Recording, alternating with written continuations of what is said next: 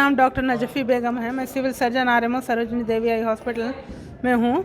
आज अभी तक 17 लोग आए हुए हैं, जिसमें से 6 जनों को हम एडमिट करें और उन लोगों को, उसमें से एक बच्चे को सीरियस आई इंजरी है, दूसरों को भी आई इंजरीज़ है मगर वो रिपेयर हो जा सकती है। ये बच्चे को बहुत सीरियस है और उसको दूसरा प्रॉब्लम भी है, उसके लिए हम उसको नीलोफर हॉस्पिटल को भिजा दिए। और क्या बोलते सो भाई, ये टाइम हम लास्ट 2 साल से कोरोना की वजह से लोग दीपावली अच्छा नहीं मनाए, मगर ये टाइम हम सोचे कि लोग ज़्यादा से ज़्यादा केसेस आने का अंदेशा रखने की वजह से हम ज़्यादा टीमों का इधर इंतज़ाम करें।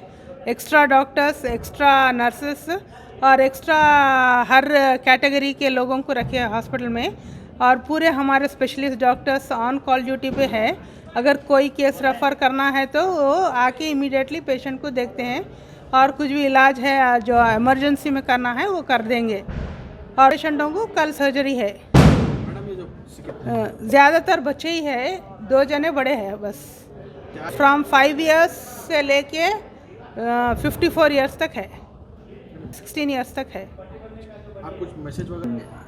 जो बच्चे पटाखे जला रहे हैं उनको आँख पे चश्मा या कुछ भी ऐनक लगा के जलाना चाहिए, कॉटन कपड़े पहनना चाहिए, और बच्चों के साथ उनके एल्डर्स रहना ज़रूरी है। माँ बाप या दादा दादी, नाना नानी, कोई भी एक बड़े आदमी वो बच्चों के साथ रहना, ताकि ये टाइप के इंजरीज़ ना हो बच्चों को। और घर में जब क्रैकर्स जला रहे हैं ज़रा दूर हट के जलाना चाहिए, ओपन एरिया में। और क्या बोलते सो भाई, एक पानी का बकेट और एक मट्टी का बकेट रख लेना, अगर अंगार लगी तो इमीडिएटली पानी डाल के बुझा देना।